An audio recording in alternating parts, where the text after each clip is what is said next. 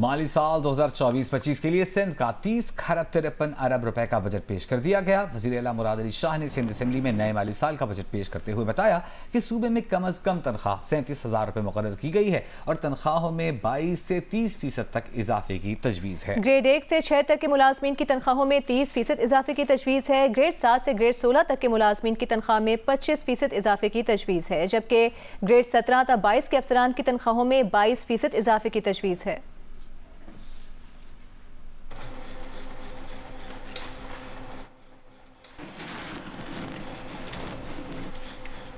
Opposition ने नए माली साल के लिए सिंध का बजट मुस्तरद कर दिया है। ऑपोजिशन लीडर अली खुर्शीदी ने अपने खिताब में कहा कि वज़ीर आला ने सूबे में सेहत की सहूलियात के लिए बड़े बड़े दावे किए हैं। उन्होंने कहा कि अगर हैदराबाद में सेहत की सहूलतें होती तो सानिहा परीटाबाद में इतनी अमवात न होती। ये है सिंध का बजट सेहत का कि यहाँ पर मरीजों को एक शहर से दूसरे शहर शिफ्ट करने में भी 5 से 6 घंटे लग गए। 5:30 बजे ये वाक़या होता है और 12 बजे जो है वो सिविल अस्पताल कराची में आके वो मरीज वो इफेक्टी जो जल चुके थे, अगर उनको इमीडिएटली वहाँ पर घंटे 2 घंटे में वो सेहत की सहूलियात मैसर हो जाती तो शायद कैजुअल्टीज़ में कमी होती।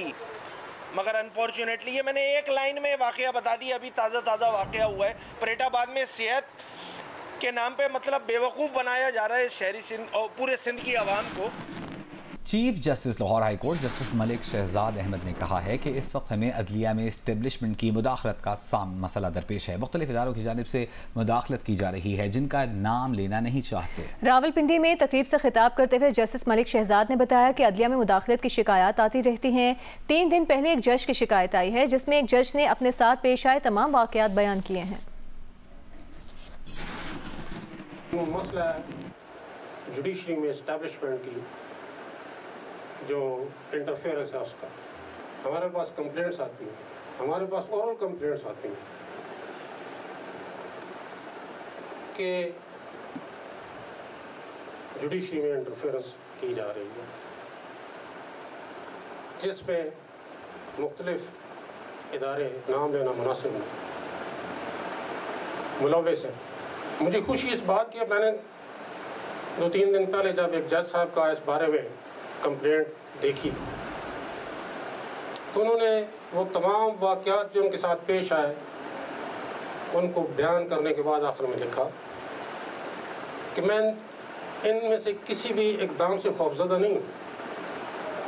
मैं ये सिर्फ आपके नॉलेज में लाना चाहता हूँ कि ये कुछ हो रहा है हमारे साथ। उन्होंने कहा कि मैं तमाम इक़दाम के बावजूद चाहे मुझे किसी भी किस्म की कुर्बानी देनी पड़े तो मैं उसके लिए तैयार हूँ, लेकिन मैं किसी के साथ नाइंसाफ़ी नहीं करूँगा। अब बाकी भी ऐसे यकीनन कुछ कंप्लेंट्स आई हैं हमारे पास। बहुत सारी ऐसी कंप्लेंट्स हैं जो लोग रिटर्न नहीं करते। वक्ती परेशानियाँ ज़रूर आती हैं, लेकिन आपने इन लोगों की आंखों में आंखें डाल के इनको फेस करना है। इनकी किसी ब्लैकमेलिंग का शिकार नहीं होना, किसी किस्म की कुर्बानी देनी पड़े उससे द्रोह नहीं करना आपने। मुझे पूरा यकीन है कि ये जो इस्टेब्लिशमेंट की इंटरफेरेंस है जुडिशरी की, ये बहुत जल्द इसका इख्तिताम होगा।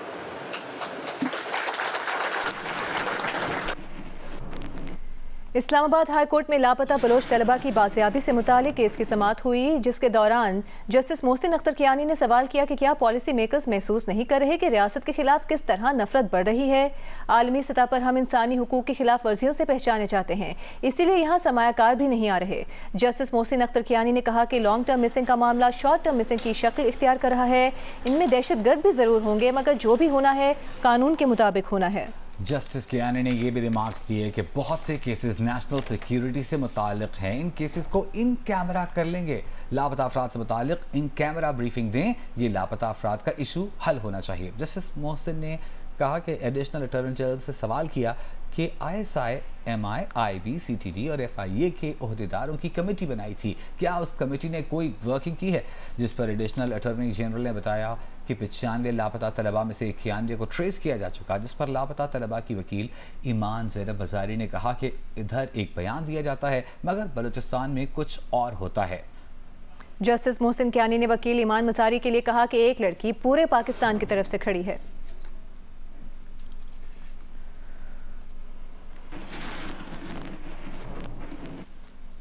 साहिवाल टीचिंग अस्पताल से हिरासत में लिए गए तमाम डॉक्टर्स को छोड़ दिया गया है। DPO साहिवाल फैसल शहजाद के मुताबिक साहिवाल टीचिंग अस्पताल से हिरासत में लिए गए तमाम डॉक्टर्स को छोड़ दिया गया है। सदर YDA डॉक्टर उसामा ने भी तस्दीक कर दी है कि टीचिंग अस्पताल से हिरासत में लिए गए तमाम डॉक्टर्स को रिहा कर दिया गया है। रिहा होने वालों में principal medical college Imran Hasan Khan, MS Akhtar Mahboob, AMS doctor Usman और एडमिन अफसर डॉक्टर उमर फारूक भी शामिल हैं। वज़ीर आला पंजाब मरियम नवाज ने साहिवाल टीचिंग अस्पताल में तैनात 4 डॉक्टर्स को बर्खास्त करके बरतरफ करने का हुक्म दिया था।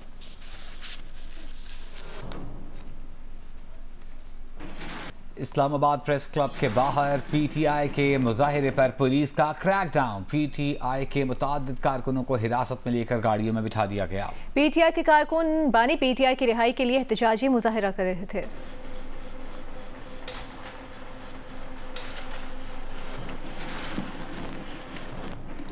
और T20 वर्ल्ड कप में पाकिस्तान के रहने आउट होने का फैसला आज मुतवक्के है। आयरलैंड और अमेरिका का आज का मैच पाकिस्तान के लिए बहुत अहम है।